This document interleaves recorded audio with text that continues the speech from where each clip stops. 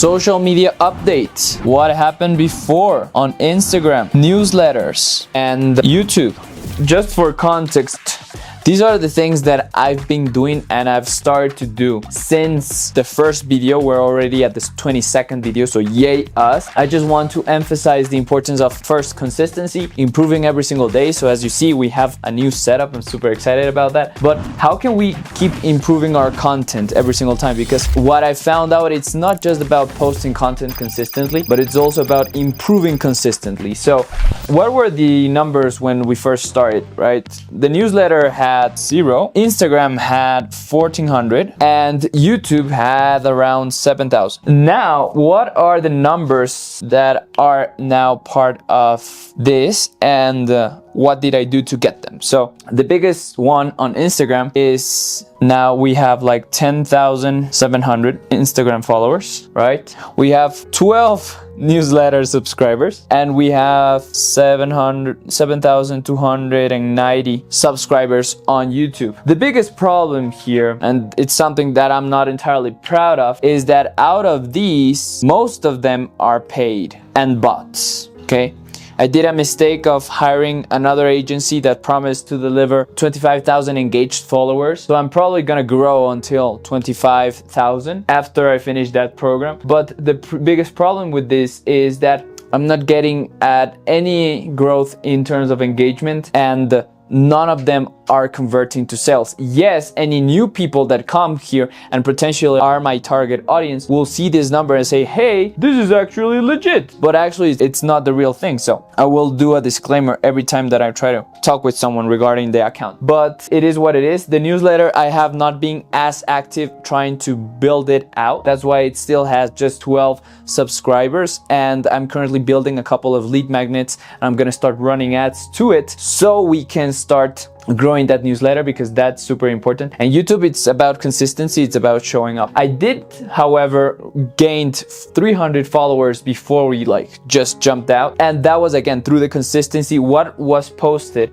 on social media, it was basically, we created the YouTube videos every single week. We just recently started doing the clips from my podcast like this, so it's just recent. But something good for me, it's that my team has started to be the people involved in this podcast. I'm not the one that's now editing the podcast or uploading the podcast and doing the show notes. Now it's my team. So I'm super happy and super grateful for that. I'm celebrating that I'm not having to do those extra little things. So I can focus on creating better systems and then selling to more programs. So that is the outline. But now, what are the lessons that I want you to go with regarding your social media growth and your journey?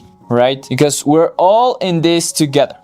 And yes, I'm still working with different clients who have bigger followings than me, and my focus actually is not as much as growing my own account, but as growing other people's accounts, while I'm also doing the efforts to grow mine. But a couple of lessons that I would like to take from all of this is, number one, consistency versus Kaisen.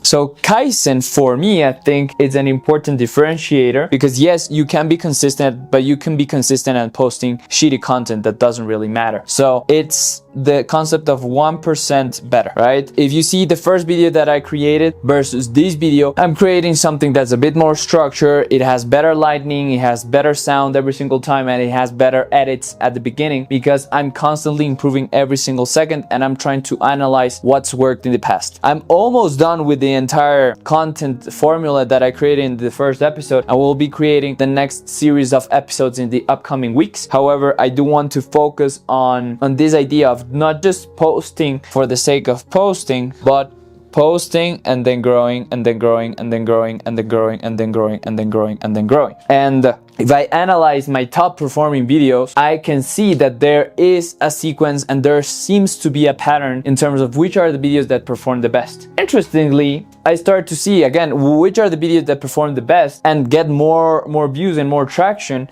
We will go into shareable content. It was super interesting because I was currently hiring my personal assistant, which is now helping me here. And when I was hiring her, I decided to have my girlfriend post on her TikTok account a job listing.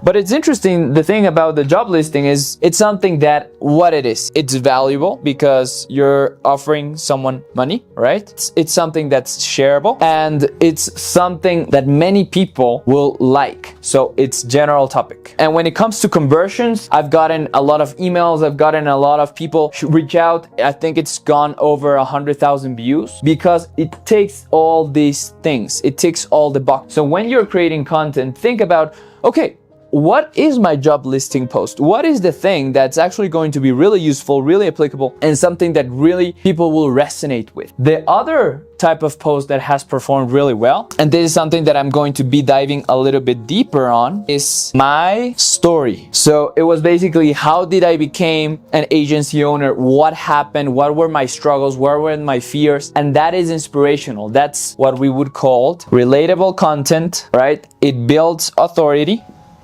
And it's also something that will connect with new audiences in the future. So has a call to action. Because at the end of the day, I say, hey, if you are a coach that wants to also be supported by us, comment the word grow, and we'll message you. So that's the way that you can create a post that, as I'll be sharing in a couple of reels, it's a post that brings people into your space. It's relatable because there's many people who probably quit their jobs and wanted to do something that's different. Builds an authority because they know that I'm currently now running a team of 10 people and I'm supporting over 12 coaches, and has a call to action where it invites people to join my offers. So that's it when it comes to the summary. I'm still at a point where right now I'm testing different scripts. I'm testing the multiple angles. I can share a couple of reels here so you can check them out. You can check my Instagram below. And if you're a coach that wants to grow your social media account and grow your offers, click the button below to book a discovery call. Make sure that you subscribe to the list because I'm sending all of this valuable packed information, and I hope to see you in the future.